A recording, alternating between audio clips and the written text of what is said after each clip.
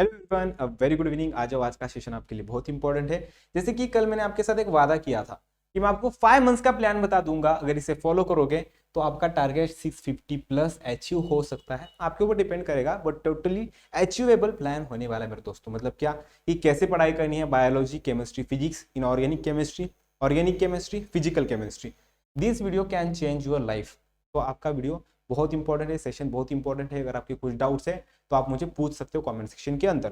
तो एक क्वेश्चन होता है बच्चों का, can I still crack NEET 2023 examination if I start now. अगर अभी स्टार्ट कर दूंगा तो भैया ये मुझसे क्रैक हो पाएगा?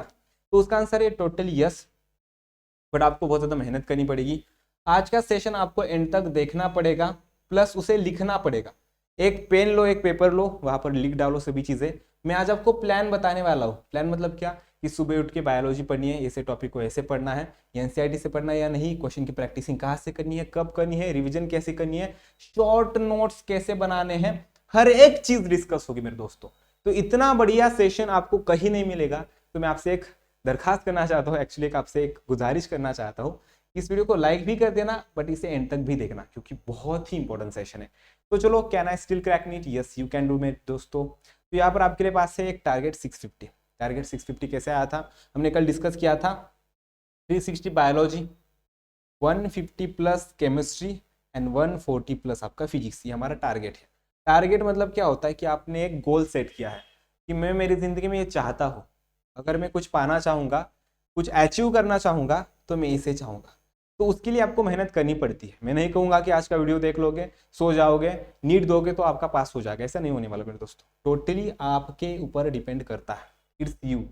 तो आप अगर रेडी हो तो आज का सेशन स्टार्ट करें? कर दो भैया, बहुत मजा आने वाला है भैया।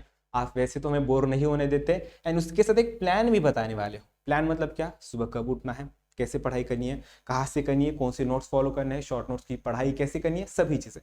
तो चलो स्टार्ट करते हैं मेरे दोस्तों। आगे आपके लिए बहुत इंपॉर्टेंट चीजें हैं। आज ज्यादा टाइम वेस्ट नहीं करेंगे। वेस्ट नहीं मतलब एक्चुअली कि हम डायरेक्टली जो इंपॉर्टेंट बातें हैं, टॉपिक वाइज बातें वही करेंगे। हमारे पास ज्यादा उतना समय नहीं है। एक बार स्लाइड देख लो, इसके अंदर क्या क्या लिखा है। आपके पास एक पेन और पेपर होना चाहिए। तो यहाँ पर कुछ लिखा है बायोलॉजी वगैरह। तो बायोलॉजी का टारगेट है हमारा 360 आउट ऑफ 360। एक भी मार्क हमें नहीं लूज करना। जितने 90 क्वेश्चन होते हैं, 100 को छोड़ दो, हमें पुराने पैटर्न के अकॉर्डिंग बोल रहा हूँ, तो 90 क्वेश्चन आपको सही तरीके से अटेम्प्ट करना है। एक भी क्वेश्चन नहीं गलत होने देना है। तो उसका एक रामबाण उपाय है आपके पास कि आपका पेपर एनसीईआरटी के बाहर नहीं आता है। एक चीज आपको पता है, ओवर 90 आउट ऑफ 90 क्वेश्चन लगभग आपके एनसीईआरटी से डायरेक्टली और इनडायरेक्टली पूछ जाएंगे। बट दिक्कत आती है assertion and reason type of the question से। बट क्यों दिक्कत आती है मेरे दोस्तों? Assertion and reason type of the question max to max आ जाएंगे भी तो 5 आ जाएंगे, 5 से लेकर 10 आएंगे, उतने तो नहीं आने वाले। तो हमारा टारगेट स्टिल अचीवेबल है, एंड हम उसकी भी प्रैक्टिस करने वाले हैं, एग्जर्शन एंड रीजन की। अगर एक आध क्वेश्चन गलत भी हो जाएगा तभी भी उसकी इतनी बढ़िया प्रैक्टिस करेंगे कि आपका कुछ लूज ना हो, लॉस ही ना हो। ठीक है, तो बायोलॉजी तो देखना बेसिक इंक्लूडिंग कॉन्सेप्ट्स। अगर देखना आप जीरो से स्टार्ट कर रहे हो या आपका सिलेक्शन मतलब आपका जो है ना स्कोर टेस्ट सीरीज के अंदर वो बहुत बढ़िया है, आपकी पढ़ाई बहुत अच्छे से हो चुकी है, स्टिल दोनों कंडीशंस में आपको कॉन्सेप्ट्स बहुत इंपॉर्टेंट है। क्योंकि विदाउट कॉन्सेप्ट्स नीट का क्वेश्चन पेपर सॉल्व होना बहुत मुश्किल चीज है। एक चीज देखना, एनटीए ज्यादा हार्ड क्वेश्चन पेपर नहीं बना सकता। क्यों? क्योंकि यार देखना, आप अगर मिडिल क्लास फैमिली से बिलोंग करते हो, एक अच्छी फैमिली से बिलोंग करते हो, तो एक भी चीज सही है कि काम करके पढ़ाई करने वाले भी बच्चे होते हैं जो कि दिन भर काम करते हैं, दिन भर जो मतलब कंस्ट्रक्शन वगैरह साइड पर काम करते हैं, फिर बाद में जाके पढ़ाई करते हैं। मैंने देखे ऐसे बच्चे हमारे कॉलेज में। सच बता रहा हूँ, सच बता रहा हूँ, हमारे कॉलेज में पेंट का काम चल रहा था। वहां पर एक स्टूडेंट था जो कि मुझसे पूछ रहा था कि बीएमएस होता क्या है। तो मैंने उसे बता दिया कि वगैरह क्या होता है। उसने बोला कि एमबीबीएस में क्या चीज़ें होती है वगैरह सभी चीज़ें। वो उसने मुझे डिफ्रेंशिएट करके पूछा वगैरह सभी चीज़ें। देन उसने मुझे बताया कि वो अभी 11th क्लास में है और वो नीट देना चाहता है।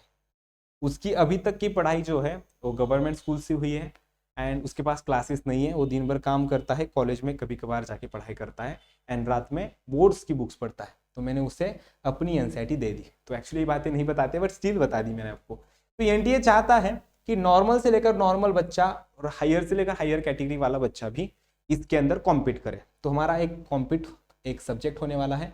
तो इसके लिए क्वेश्चन पेपर आएगा एनसीईआरटी से, बट क्वेश्चन थोड़े से ट्विस्टेड होंगे। मतलब क्या, घुमा फिरा कर हो जाएंगे।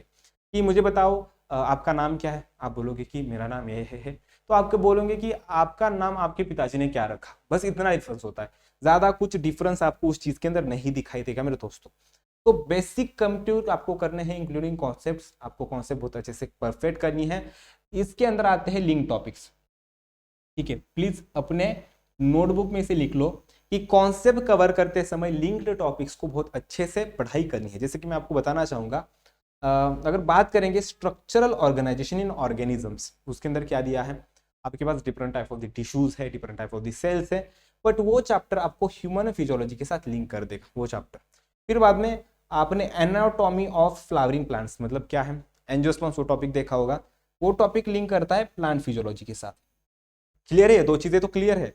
उसी के साथ अगर हम बात करेंगे तो जेनेटिक्स लिंक करता है आपके बायोटेक्नोलॉजी के साथ। तो अगर बायोटेक्नोलॉजी अच्छे से पढ़ाई करना चाहते हो तो जेनेटिक्स को पहले समझो, ठीक है। तो ये टॉपिक्स आपके बहुत इंपॉर्टेंट है। यूनिट फर्स्ट यूनिट 2 के साथ लिंक करता है, तो इसे पहले पढ़ना है, उसे दूसरी बार पढ़ना है। मतलब क्या, एक चीज देखना मेरे दोस्तों, ये दो पड़ाव है, तो पहले इसी पड़ाव को क्रॉस करना पड़ेगा ना, बाद में सेकंड टाइम इसके बारे में देखेंगे या तो सोचेंगे। तो इसी टाइप का आपका एग्जांपल होने वाला है। फिर बाद में आते हैं आपके शॉर्ट नोट्स, ठीक है। बायोलॉजी के स्टार्टिंग में मैंने शॉर्ट नोट्स क्यों लिखे, क्योंकि समय कितना है, 5 मंथ्स। आप हर बार एनसीईआरटी उठा के बार बार नहीं पढ़ सकते। मतलब क्या, कि अगर just imagine you have to revise living world topic, living world का जाने देते हैं, मॉर्फोलॉजी पकड़ लेंगे, ठीक है। मॉर्फोलॉजी को आपको रिवाइज करना है, तो क्या हर बार एनसीईआरटी उठाओगे, वही एनसीईआरटी घिसी पिटी जो आपकी एनसीईआरटी होती है, क्या बार बार पढ़ोगे? मुझे नहीं लगता कि ये पॉसिबल होने वाला है। तो आपके पास शॉर्ट नोट्स होने चाहिए।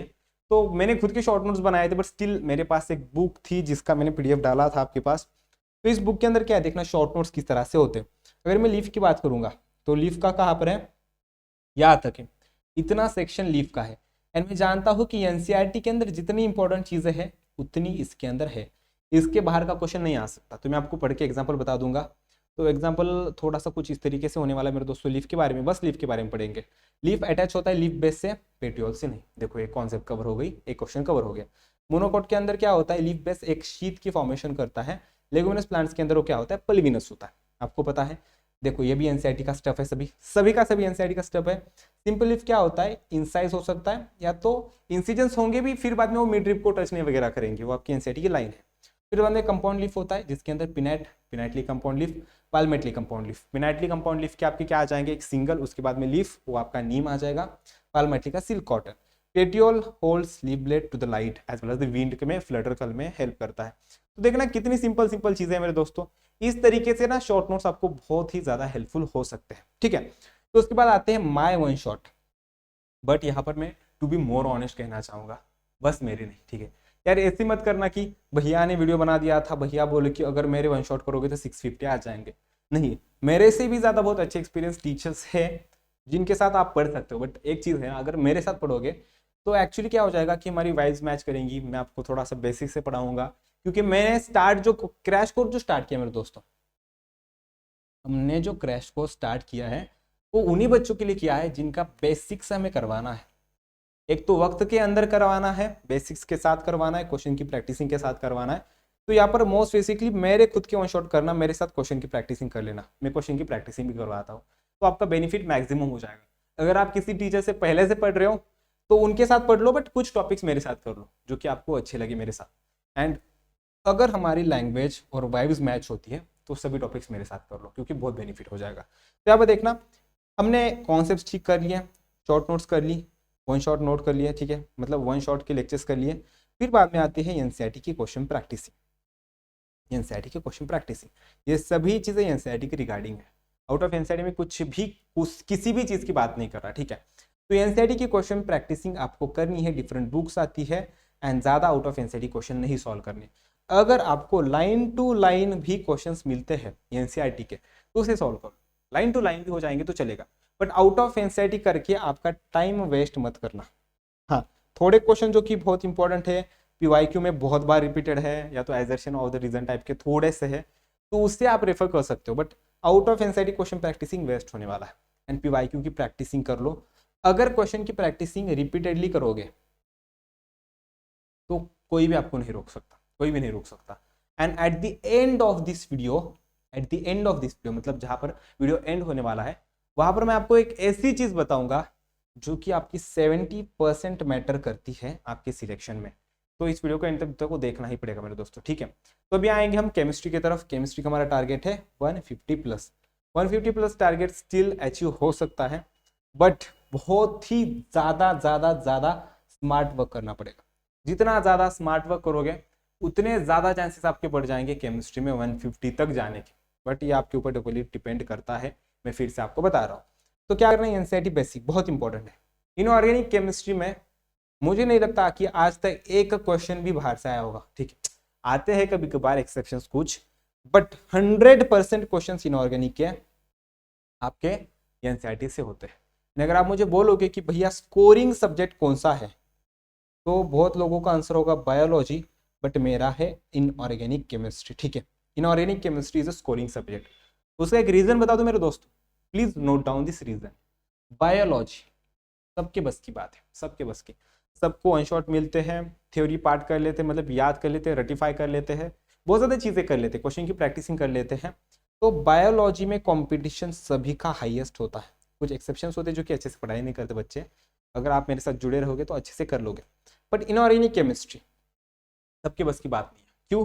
क्योंकि अगर इसके अंदर कॉन्सेप्ट्स बहुत ज़्यादा हाई होगी, यहाँ पर मैंने कॉन्सेप्ट लिखा भी है, तो मेरे दोस्तों आपको जिंदगी में, इस पूरी दुनिया में, इस जहां में कोई रोक नहीं सकता अगर आपकी कॉन्सेप्ट्स परफेक्ट है।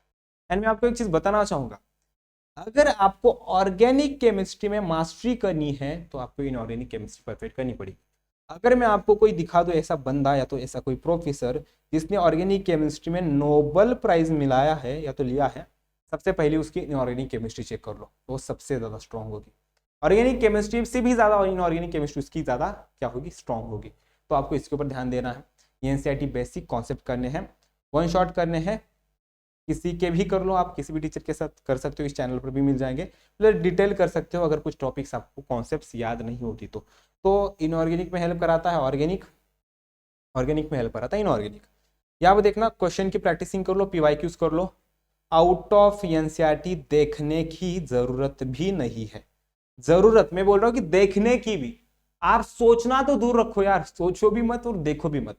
शॉर्ट नोट्स डेली रिवीजन के लिए इंपॉर्टेंट होते हैं। तो यार मैं इस वीडियो के एंडिंग में आपको एक जो राज बताने वाला था उसके बारे में बता दूंगा। मैं रिवीजन स्ट्रैटेजी प्लस पढ़ाई की स्ट्रैटेजी की कब क्या पढ़ते हैं ये चीज़ बताने वाला हूँ। ये चीज़ें जिन बच्चों को पता चलेगी उनके नीट को क्रैक करने के चांसेस 50% से बढ़ जाएंगे। ये मेरा वादा है, लिख लो मेरे दोस्तों, ठीक है। तो इतना आपको करना है, डेली रिवीजन करना है इनऑर्गेनिक नोट्स का। तो एक्चुअली इनऑर्गेनिक केमिस्ट्री के नोट्स कैसे होते हैं, जस्ट इमेजिन, जस्ट इमेजिन, आज मैंने एनसीईआरटी पढ़ ली, आज मैंने एनसीईआरटी पढ़ ली, तो क्या मैं हर रोज इनऑर्गेनिक पढ़ने के लिए एनसीईआरटी उठाऊंगा क्या? नहीं। एक बार मुझे कॉन्सेप्ट क्लियर करनी है, एक बार मुझे एनसीईआरटी पढ़ते समय नोट्स बनानी है, उसके बाद मैं एनसीईआरटी की तरफ कभी कभार देखूंगा, रेयरली देखूंगा, मतलब देखूंगा ही नहीं। तो एक चीज देखना, अगर आप मेरी तरीके से शॉर्ट नोट्स बनाते हो तो इनऑर्गेनिक केमिस्ट्री में मास्टरी कर लोगे। स्कोरिंग का तो दो ही रहने दो, मास्टरी कर लोगे। डीएनएफ ब्लॉक ट्रांजिशन एलिमेंट्स कहते हैं, consist of groups from 3 to 12 in which the d orbitals are progressively fit in each of the 4 long periods, ठीक है। यहाँ पर 3D सीरीज है, 4D सीरीज है, इसके अंदर है आपके कुछ स्कूटी बर्ची काटी मन फेकोनी, ठीक है। तो ये महाराष्ट्र में हमारा जो क्लासेस है वहाँ पर की कुछ ट्रिक्स थी मराठी में, एंड कुछ ट्रिक्स मैंने बनाई थी, एंड ट्रिक्स के अंदर मोस्टली मेरी गालियाँ रहती थी। तेरी गलियाँ नहीं, मेरी गालियाँ। तो what is the meaning of गालियाँ? गालियों का एक इंपॉर्टेंस होता है कि वो चीज़ याद रह जाए, बाकी कुछ नहीं, ठीक है। तो इसके कुछ ऑर्बिटल्स के अंदर उसकी सभी चीज़ें मैंने उससे मेंशन किया था। एंड नीचे देखना केमिकल प्रॉपर्टीज क्या है इसके अंदर, एसपीएन बीच में आता है, ठीक है। उसके अंदर जिंक, कैडमियम, मर्क्यूरी, ग्रुप 12 वगैरह सभी चीज़ें मैंने मेंशन करके रखी है। तो फिर बाद में मैंने क्या किया, जेरोक्स का A4 पेज लिया, उसे बीच में से ऐसे कवर किया, यहाँ पर एक टॉपिक लिखा, उसके पीछे साइड में एक टॉपिक लिखा। तो मैंने क्या किया, कुछ ऐसे शॉर्ट नोट्स बनाए थे जो कि ओपन हो सके एंड इजी टू हैंडल थे, इजी टू हैंडल थे। मैंने पूरे 2 दिन निकाल के एनसीईआरटी पढ़ी थी, कॉन्सेप्ट समझी थी एंड शॉर्ट नोट्स बनाए थे। तो मैंने पूरे 2 दिन इनऑर्गेनिक केमिस्ट्री के लिए दिए थे, उसके बाद में बस डेली रिवीजन करता था। तो आपको भी कुछ इस तरीके से ही करना है। हम आगे आएंगे ऑर्गेनिक केमिस्ट्री की तरफ। ऑर्गेनिक केमिस्ट्री में मैंने ये चीज़ें क्यों दिखाई यहाँ पर साइड में, तो उसका रीजन है कि रिएक्शंस, बस रिएक्शंस, एनसीईआरटी में जितनी रिएक्शन थी उतनी उसकी रिएक्शंस की कॉन्सेप्ट्स, मतलब क्या, अगर कौन सी रिएक्शन, जस्ट इमेजिन, मैं आपको एक एग्जांपल बता दूंगा मेरे दोस्तों। अगर वेट अ मिनट, क्या हो गया, A plus B gives C plus D, ठीक है। ये सिंपल सी रिएक्शन है जो कि आपके एनसीईआरटी में दी है। ये एनसीईआरटी बाहर का इनऑर्गेनिक केमिस्ट्री के अंदर कुछ नहीं पूछते, ये चीजें आपको पता होगी, ठीक है। अगर मैं ऐसा क्वेश्चन क्यूरेट कर दूं, ए प्लस सी क्या देता है, तो इसके अंदर कंफ्यूजन ना हो इस चीज की वजह से इसका मैकेनिज्म इंपॉर्टेंट है। इनऑर्गेनिक केमिस्ट्री में कॉन्सेप्ट्स जो कि आपकी हो सकती है रेजोनेंस एंड ऑल एवरीथिंग, वो तो इंपॉर्टेंट है ही मेरे दोस्तों, बट अलॉन्ग विथ आपको मैकेनिज्म्स, रिएक्शंस, शॉर्ट नोट्स, सभी चीज़ें इंपॉर्टेंट है। तो आपको खुद से मेहनत करनी पड़ेगी। मैं आके आपके मुंह में निवाला नहीं डालूंगा, इतना तो फिक्स है, ठीक है। इतना कर रहा हूँ दैट इज इनफ, आपके लिए सेशंस बना रहा हूँ, प्लानिंग बना रहा हूँ, दैट इज इनफ। इसके आगे मुझसे एक्सपेक्ट मत करना। हाँ भैया पढ़ाई के बारे में हमें डाउट्स क्लियर करा दो, कर दूंगा। भैया हमें ये दे दो, वो दे दो, सब दे दूंगा, शॉर्ट नोट्स बना के दे दूंगा, हेल्प करूंगा, डाउट सॉल्विंग करूंगा, ठीक है, बट मुंह में निवाला नहीं डालूंगा, ठीक है। इतना नहीं करूंगा मेरे दोस्तों। तो ये चीजें खुद से कर लो, आप परफेक्शन की तरफ जाओगे। एनसीईआरटी मच मच इंपॉर्टेंट है, स्टार है। इनऑर्गेनिक, ऑर्गेनिक केमिस्ट्री और बायोलॉजी में तो एनसीईआरटी को देखना ही, बस एनसीईआरटी के सिवाय किसी को देखना भी नहीं है। रिएक्शंस इंपॉर्टेंट है। नॉर्मल शॉर्ट नोट्स बना लो, शॉर्ट नोट्स का यहाँ पर एग्जांपल है, ये मेरे खुद के शॉर्ट नोट्स है। सो अगेन, अगर ये बच्चा कोई रिकॉग्नाइज करेगा कि ये क्या है, ये क्या है, तो वो जीत जाएगा, ठीक है। तो आपने गेस कर लिया होगा, स्टेपलर की जो पिन्स होती है ना, स्टेपलर, ठीक है, हम करते हैं ना, स्टेपल करते किसी चीज को। तो एक्चुअली मैंने क्या किया था, अगेन A4 साइज का पेज लिया, उससे इतने पार्ट्स में कट कर दिया, सभी पेजेस के ऊपर कुछ ना कुछ तो लिखा, शॉर्ट नोट्स बनाए, ठीक है, और उसे फिर बाद में जोड़ के स्टेपल कर दिया। तो अगर आप मेरी शॉर्ट नोट्स देखोगे, so you will get my short notes on Telegram channel जिसका नाम है वैभव देशमुख नीट। ये मेरा पर्सनल टेलीग्राम है जिसके ऊपर मैंने पहले से डाल के रखी थी। तो आप इसके ऊपर जाके देख सकते हो, या तो आपको यूट्यूब चैनल इसके ऊपर सर्च करने के बाद इसके अंदर भी मिल जाएगी सभी चीज़ें। तब देखना, amines, two biological active compounds namely adrenaline and the epinephrine, इफीओहेड्रिन, ठीक है, both containing secondary amino group. ये भी चीज मैंने लिखी थी। रिएक्शन लिखी है, प्राइमरी कौन सा, सेकेंडरी कौन सा, टर्शरी कौन सा, मतलब क्या, बेसिक टू कॉम्प्लिकेटेड, यहां तक का पूरा सफर मेरे नोट्स में मिल जाएगा। रिएक्शन है, रिएक्शन है, रिएक्शन है, रिएक्शन है, रिएक्शन और उसका एक एग्जाम्पल, ठीक है। एट द एंड, ठीक है, at the end of notes मैंने लिखा था कि मेरी क्या क्या गलतियां होती है, मैंने कहा था क्या क्या रीड किया था।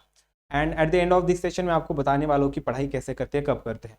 क्वेश्चन की प्रैक्टिसिंग करनी है, रिसॉल्विंग करनी है, पीवाईक्यूज के करनी है। एंड अगर आपको बुक लेनी है तो यमएस चौहान ले लो, ठीक है। बट यमएस चौहान कैसे होता है बच्चों की, अभी समय कम बचा है, यमएस चौहान लोगे तो 100% यमएस चौहान तो सॉल्व करना पॉसिबल ही नहीं है, ठीक है। 20% करना पॉसिबल हो सकता है अगर एफर्ट डालोगे तो ले लो। पैसे खर्च हो जाएंगे, एमएस चौहान आती है, मुझे लगता है 600-700 की आ जाएगी, महंगी है थोड़ी सी। अगर किसी को कुछ प्रॉब्लम है तो मुझे बोल दो, मैं खरीद के दे दूंगा, ठीक है, उसके अंदर कोई प्रॉब्लम नहीं है। अगर किसी को सच में बहुत ज़्यादा प्रॉब्लम है मनी की कि वो इन्वेस्ट ही नहीं कर सकते, तभी if you can afford please buy it yourself, otherwise you can just tell to me, ठीक है। तो यहाँ तक आ सकते हो। फिजिक्स की तरफ हम आएंगे, ठीक है, फिजिक्स की तरफ आएंगे मेरे दोस्तों। तो फिजिक्स को कैसे पढ़ते हैं, अभी बाकी का सब भी हमने चीज़ें डिस्कस कर ली थी। तो फिजिक्स के अंदर कैसे होता है, एक गुड रेफरेंस बुक आपको हमेशा इंपॉर्टेंट होती है। मतलब क्या, आप कहाँ से पढ़ोगे, ये बहुत इंपॉर्टेंट है। क्या पढ़ोगे इंपॉर्टेंट है।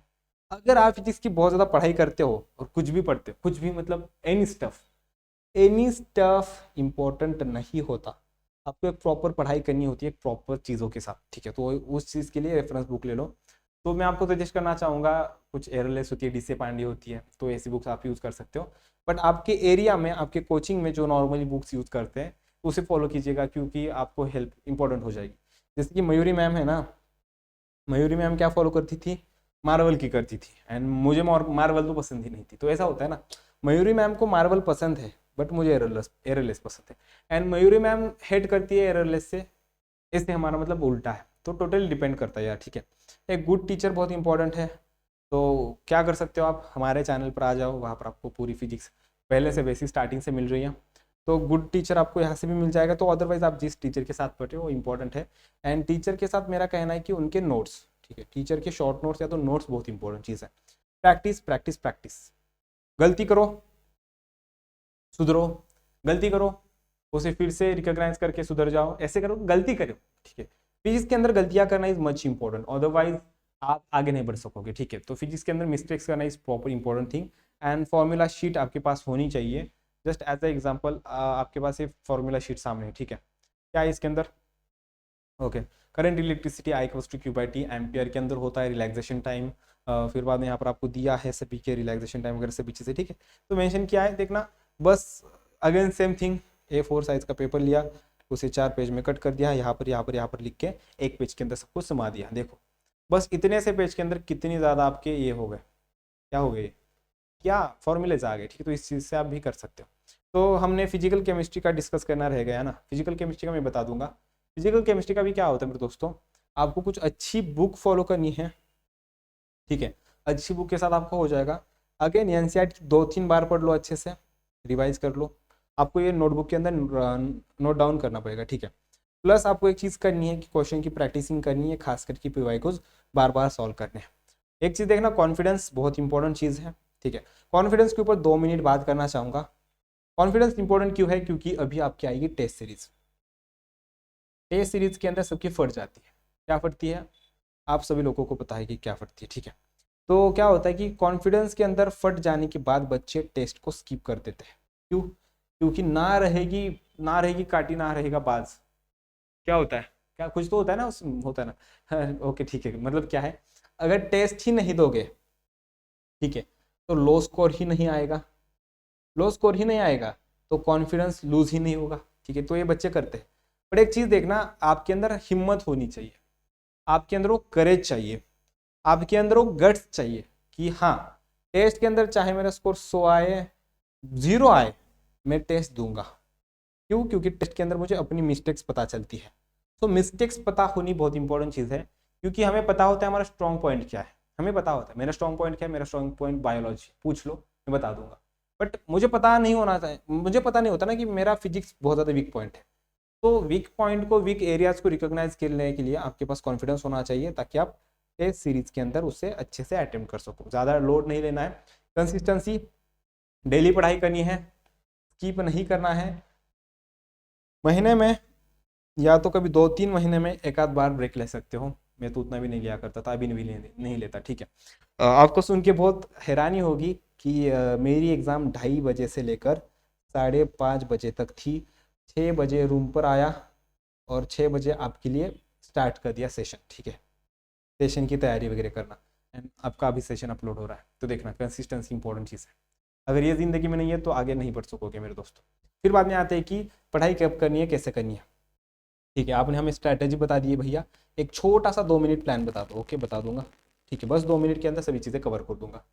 सुबह उठना है 6 बजे, ठीक है, 6 से 10 बजे तक आप पढ़ सकते हो बायोलॉजी, बायोलॉजी कवर कर सकते हो, इतनी सभी चीज़ें सिंपल है। इसके बीच में नहाना खाना धोना ये सभी चीज़ें हो गई, उसके अंदर 15 मिनट चले गए, ठीक है। पढ़ाई करते समय हल्दी वाला दूध उसके अंदर ले सकते हो, और उसी के अंदर आप थोड़ा सा नाश्ता कर सकते हो पढ़ाई करते समय। सुबह 4 घंटे पढ़ाई हो गई, ठीक है। उसके बाद अगर आपकी कुछ क्लास वगैरह है तो प्लीज़ अटेंड दैट क्लास वगैरह, कुछ है आपका शेड्यूल में नहीं जानता, मैं नॉर्मल बच्चों के लिए कह रहा हूँ, ड्रॉपर्स के लिए तो बहुत ज़्यादा इंपॉर्टेंट है। तो क्लासेस आपके ऊपर डिपेंड करती है, क्लासेस को अटेम्प्ट करना भी मैं स्टडीज़ के अंदर लूँगा। तो उसके बाद 10 मिनट का ब्रेक 10 बजे के बाद, ठीक है। एंड 10 से लेकर फिर बाद में आप मतलब 10:30 से लेकर दोपहर के 12:30 बजे तक क्वेश्चन की प्रैक्टिसिंग कर सकते हो, खास करके biology as well as the chemistry की, ठीक है। तो 12:30 बजे आप क्या कर सकते हो, 12:30 बजे आप एक लंच ब्रेक ले सकते हो, और उसके बाद 1 बजे फिर से आप स्टडी करते बैठ सकते हो, ठीक है। 12:30 से 1 बजे तक आपने क्या कर लिया, लंच कर लिया। 1 बजे से आपने फिर बाद में 3 बजे तक फिजिक्स सॉल्व कर ली। फिजिक्स क्यों, क्योंकि लंच के बाद नींद आती है, नींद ना आए इस चीज़ की वजह से हमने फिजिक्स कर लिया। तो फिजिक्स आपने फिर बाद में कर लिया।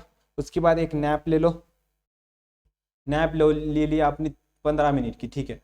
तो फिर से आपका एक नया सेशन स्टार्ट हो जाएगा 3:15 बजे, ठीक है। कब स्टार्ट हो जाएगा, वेट अ मिनट, 3:15 को, या तो हम पकड़ लेते हैं कि यार 3:30 तक हो जाएगा, ठीक है स्टार्ट। तो यहाँ से लेकर फिर बाद में शाम तक पढ़ाई करना, इवनिंग तक, उसके अंदर आप केमिस्ट्री सॉल्व कर सकते हो, एंड इवनिंग से लेकर रात तक आप फिर से हमारी क्लासेस अटेंड कर सकते हो, और उसी के साथ क्वेश्चन की प्रैक्टिसिंग कर सकते हो। अगर ऐसे काउंट करोगे तो दिन के 14 आवर्स की पढ़ाई हो जाती है। रात में सोना है 11 बजे, सुबह उठना है 6 बजे, 7 घंटे की स्लीप है। अगर आप और भी कुछ ज़्यादा इंपॉर्टेंट चीज़ें करना चाहते हो, पढ़ाई वगैरह, तो 12 बजे सो जाओ, 6 बजे उठ जाओ। इतनी भी नींद आपके लिए इंपॉर्टेंट है। कितने सिंपली शेड्यूल बता दिया। अगर आपने नोटबुक अपने हाथ में ली है तो आपको इंपॉर्टेंट रोल प्ले किया होगा उसने, अदरवाइज दिमाग के ऊपर से चला जाएगा। ठीक है, अब एक इंपॉर्टेंट चीज़ आती है, रिविजन कैसे करते हैं। ठीक है, इसके ऊपर मैं अलग वीडियो बना दूंगा। रिवीजन कैसे करते हैं।